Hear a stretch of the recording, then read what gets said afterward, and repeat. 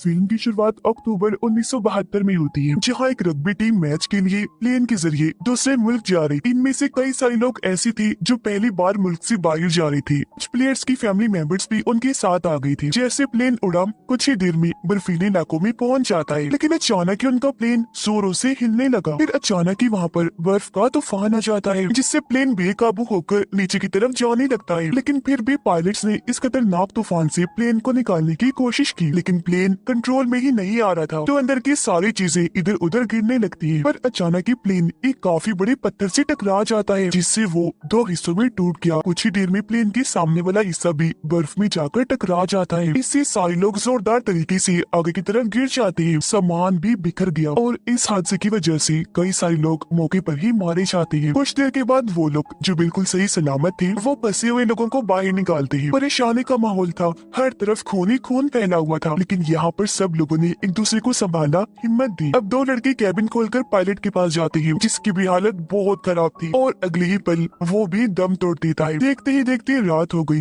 Temperature भी तेजी से गिरने लगता है, क्योंकि ठंड से उनका बुरा हाल हो रहा था। इसीलिए वो प्लेन के बड़े से छेद को सामान और लाशों से ढक देते हैं। सर्दी से बचने के लिए अंदर जाकर छुप गए। सभी लोग इस हादसे की वजह से काफी दुखी, गहरे सदमे में थे। कुछ तो डर की वजह से चिल्ला भी रहे थे। तब बाकियों ने जैसे तैसे उनको सहारा दिया। अगली सुबह जब ये उठी तो देखा कि 4-5 और लोग ठंड की वजह से मारे गए। अब तक तूफान भी थम चुका था, इसलिए वो लोग बाहर आ गए, लेकिन दूर दूर तक ने बर्फ के अलावा और कुछ दिखाई नहीं दे रहा था। साथ ही ये जगह काफी नीचे को भी थी, और वो नहीं जानती थी कि पता नहीं हम कब तक यहाँ फंसे रहे। तो जिंदा रहने के लिए वो इंतजाम करने लगे। उन्होंने सारे बैग्स और सामान को चेक किया, खाने पीने और जरूरत का सामान वहाँ से इकट्ठा कर लिया। अपना सारा काम खत्म करने के बाद वो एक जगह पर बैठ जाती है। उन्हें खाना दिया गया, जो वो खाते तो है, लेकिन साथ में ये सोचकर परेशान हो रही थी कि हमारे पास थोड़ा सा खाना है, जो न जाने हमें कब तक चलाना होगा। अब अचानक वहाँ से एक प्लेन गुजरने लगता है। इन लोगों में एक उम्मीद उठी, इसलिए वो जोर जोर से चिल्लाने लगते हैं ताकि प्लेन इनकी आवाज सुनकर रुक जाए। लेकिन इसका कोई फायदा नहीं हुआ, क्योंकि प्लेन काफी दूर था, तो वो ऐसे वहाँ से चला गया। अब तीसरे दिन एक लड़के नैंडो को होश आ गई। नैंडो की हालत बहुत खराब थी, चेहरा भी बिगड़ गया था, लेकिन फिर भी जैसे तैसे वो रेंगती हुई अपनी बहन के पास चला जाता है। बहन की हालत भी बेहद खराब थी। जब नैंडो से अपने मॉम डैड के बारे में पूछता है, तो उससे पता चला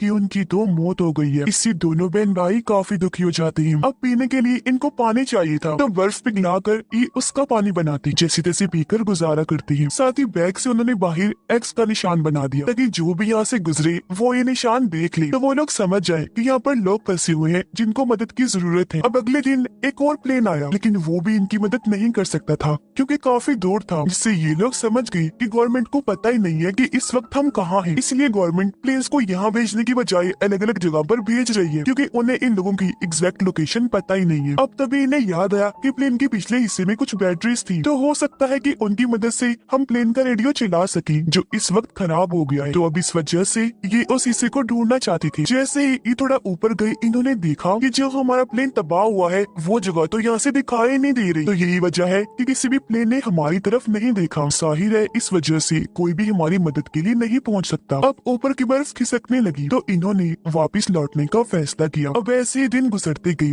और एक हफ्ते के बाद इनका सारा खाना खत्म हो जाता है। अब इस इलाके में ना तो जानवर थे और ना ही कोई पेड़ पौधे जिनको खाकर वो गुजारा कर सकते, इसीलिए पत्थरों पर जमी हुई काई ही खाकर गुजारा करती है। लेकिन उसका जायका भी बहुत कड़वा था। भूख से तंग आकर नैंडो कहता है कि अगर मुझे लाशों का मांस भी खाना पड़ा तो मैं वो भी खा जाऊंगा। उसकी इस बात पर कुछ लोग राजी हो गए, जबकि कुछ लोगों की इस बात को लेकर आपस में बहस छिड़ गई। टाइम के साथ साथ उनकी भूख इतनी बढ़ गई कि वो अपने जूते, उसके लेसेस, यहाँ तक कि सिगरेट्स भी खाने लगती है। अब अगली सुबह जैसे हुई नैंडो देखता है कि उसकी बहन ने भी दम तोड़ दिया। वो बहुत दुखी था कि मॉम डैड के बाद आज मेरी बहन भी चल बसी। ये देखकर एक लड़का काफी दुखी हो गया। वो अपने मॉम डैड के लिए खत लिखता है। ऐसे फिर इन्हें 21 दिन हो गए। इनमें से कुछ लोग तो भूख की वजह से पागल हो रहे थे, वो कुछ भी खाने को तैयार थे, इसलिए बाकियों ने उनकी हालत देखकर उन्हें लाशें खाने की इजाजत दे दी। फिर कुछ लोग बाहर गए, कांच के टुकड़ों से लाशों का मांस काट कर खाने लगते हैं। और अब सिर्फ यहाँ 5 लोग ही ऐसे थे जो लाशों का मांस खाना नहीं चाहते थे, क्योंकि उनका मानना था कि हम कैनिबल आदमखोर कभी नहीं बनेंगे, बल्कि उससे बेहतर मरना पसंद करेंगे। कुछ देर के बाद खोजने पर इन्हें बर्फ में एक बैग मिला। अंदर चेक करने पर इन्हें रेडियो मिलता है। इन्होंने अपना दिमाग लगाकर वहाँ एंटीना बनाया और अब जैसे रेडियो सुना इन्हें पता चला कि गवर्नमेंट ने इनको ढूंढने के लिए 60 से ज्यादा बार प्लेन्स भेजी थी, लेकिन कोई भी इनको ढूंढने में कामयाब नहीं हुआ। तो इसलिए गवर्नमेंट ने ये समझ लिया कि प्लेन तबाह हो गया और वो सारे लोग मारे गए। ये सुनकर वो बहुत दुखी हो जाते हैं। यहाँ उनकी हिम्मत जवाब दे रही थी। तो बचे हुए 5 लोगों को भी अब मांस खाकर ही गुजारा करना पड़ता है, क्योंकि ये सुनने के बाद अब वो सारे लोग जान चुके थे कि अब हमें बचाने के लिए कोई नहीं आने वाला। कुछ देर के बाद प्लेन का पिछला हिस्सा ढूंढने के लिए फिर से 3 लड़के निकल जाते हैं। थोड़ा चलने पर इन्हें टूटा हुआ मलबा मिला, कुछ लाशें भी। चलते चलते क्योंकि इन्हें रात हो गई थी तो सोने की वो कोशिश करती है, पर सो ही नहीं पाती क्योंकि रात भर वहाँ पर बर्फ का तूफान आता रहता है। अगली सुबह जब ये उठे तो पूरी तरह बर्फ से ढके हुए थी। अब जिंदा तो थे लेकिन हालत बहुत खराब थी। एक को नजर नहीं आ रहा था जबकि बाकी तो बहुत कमजोर हो गई थी। इसलिए अब वो चारों लोग मलबे में बैठकर वापस नीचे आ गए। ये खौफनाक नजारा देखकर वो लड़का जिसने अभी तक मांस नहीं खाया था वो भी चुपचाप मांस खा लेता है।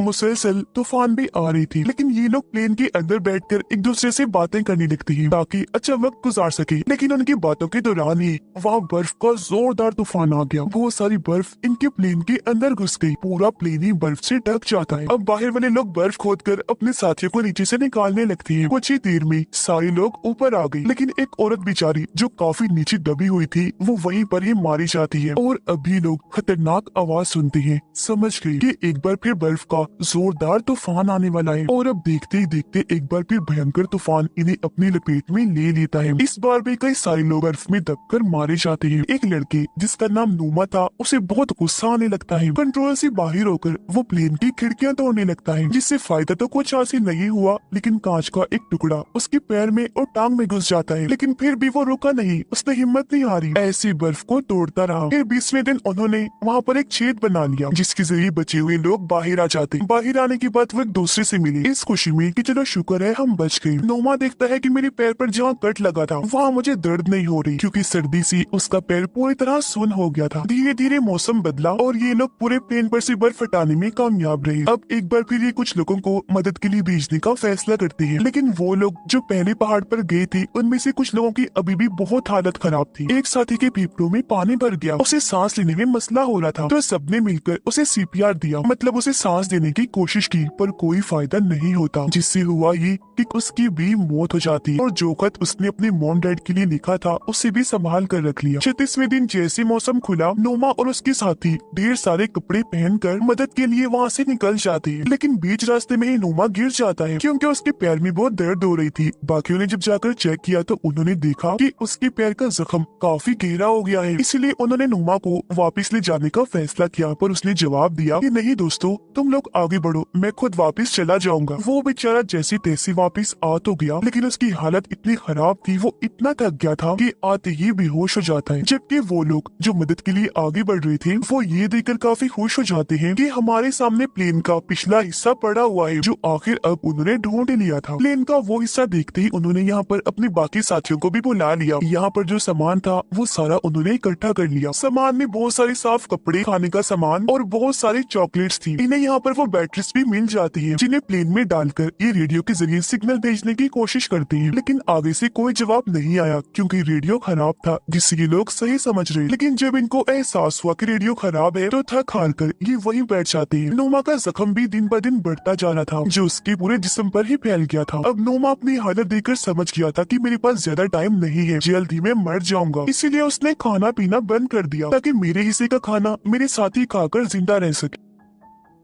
इस बार उन्हें प्लेन के पिछले वाले हिस्से से काफी बड़ा वाटरप्रूफ कपड़ा मिला जिसमें पानी नहीं जा सकता था, तो उसे जोड़कर सीकर किसी तरह उन्होंने काफी बड़ा स्लीपिंग बैग बनाया जिसके अंदर जाकर ये आसानी से सो सकते थे। फिर इन्होंने छोटे रेडियो में खबर सुनी कि हालांकि इन्हें यहाँ पर फंसे हुए 58 दिन हो गई है, लेकिन अब भी एयरफोर्स उन्हें ढूंढने के लिए एक आखिरी प्लेन भेज रही है, इस उम्मीद के साथ कि अगर ये लोग जिंदा हैं तो एयरफोर्स को मिल जाए। ये सुनकर कुछ लोगों ने कहा कि मदद के लिए हमें ऊपर जाना होगा। अब नोमा इनसे काफी दुख भरी आवाज में कहता है कि सुनो मेरी बात दोस्तों, अगर मैं मर जाऊं तो मुझे खा लेना, क्योंकि अगर तुम सब में से एक भी जिंदा बच गया ना तो मेरी और हमारे बाकी साथियों की मौत जाया नहीं जाए। इतना बोलते ही उसने दम तोड़ दिया। उसके हाथ में एक नोट था जिस पर लिखा हुआ था, दोस्तों तुम्हारे लिए मरकर मैं इमोर्टल बन गया हूँ, मतलब मरकर भी मैं जिंदा ही हूँ। उसकी ये अल्फाज सुनकर सारे लोग काफी दुखी हो गए, मगर साथ साथ उनके अंदर हौसला भी पैदा हो गया था। इनके कुछ साथी फिर से मदद के लिए निकल जाते हैं और अब आखिर वो पहाड़ की चोटी पर पहुंच जाते हैं। पर वो ये देखकर काफी हैरान रह गई कि अभी तो और भी काफी लंबा सफर पड़ा हुआ है। इसलिए वो लोग यहाँ पर बैठकर सोचने लगते हैं। उन्हें ख्याल भी आया कि हम वापस चले जाते हैं, लेकिन क्योंकि वो अपनी हिम्मत टूटने देना नहीं चाहते थे तो